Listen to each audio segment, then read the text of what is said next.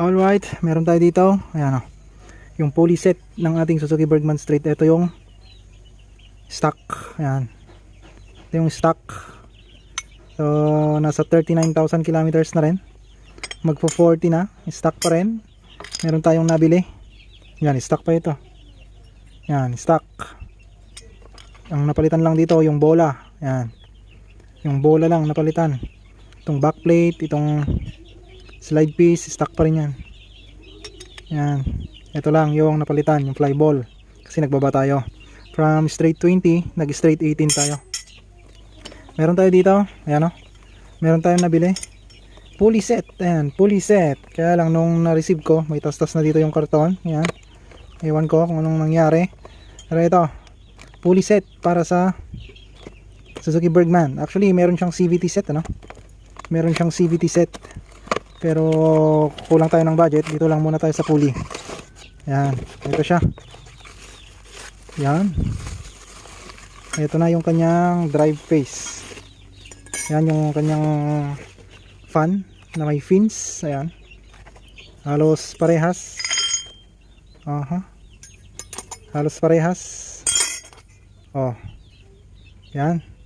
Ito naman yung kanyang drive face. Ayan o. Halos parehas din. May ngipin. Ayan. May ngipin. Suzuki Bergman Street na 125. Hindi ito EX ah. Hindi siya EX. Ayan. Standard na Suzuki Bergman. Ayan o. Halos parehas din. Ayan. Parehas. Kaya lang itong nabili natin. Ayan.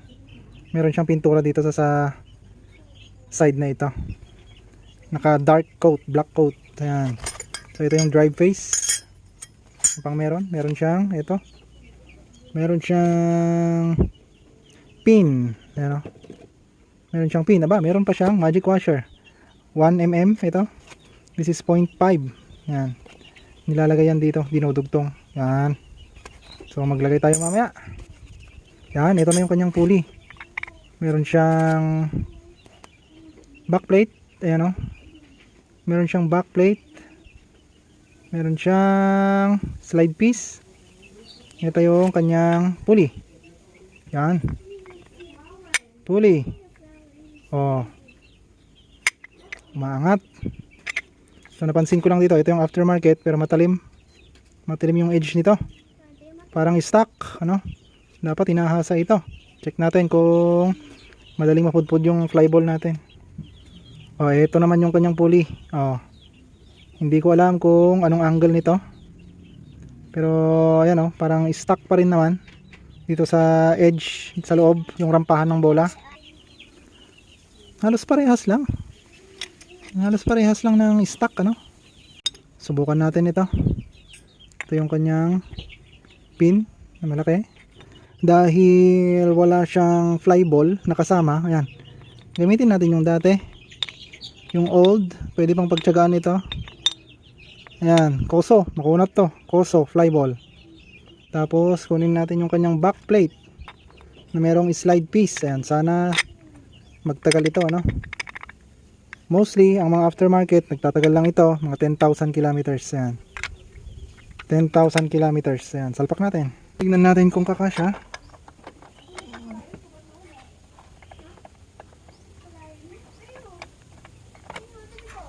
At ayaw.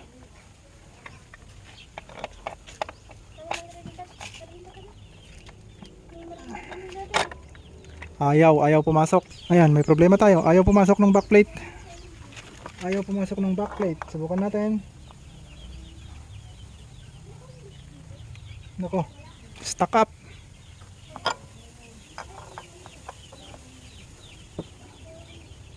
Masikip. Hindi talaga makapasok.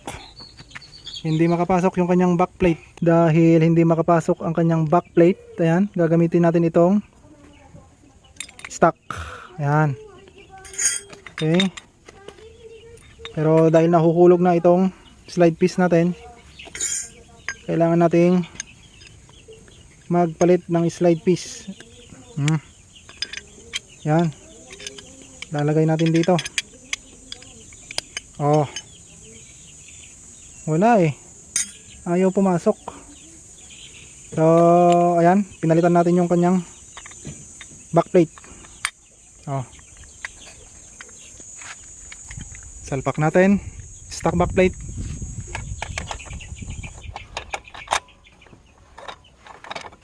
Ayun, pumasok. Kailangan lang nitong bushing, tong pin.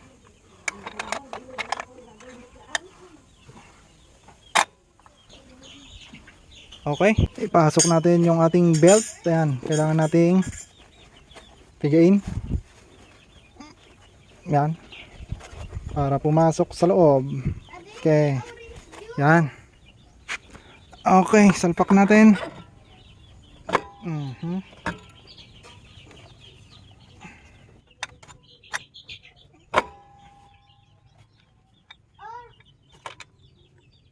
Yan, kailangan nakasampa dito, nakasampa sa may bushing. Meron tayong nakalimutan, magic washer. Sa ngayon, hindi muna tayo maglalagay ng magic washer. Ayan, salpak natin yung drive face. Itong kanyang fan, yung fins. Subukan natin ilak.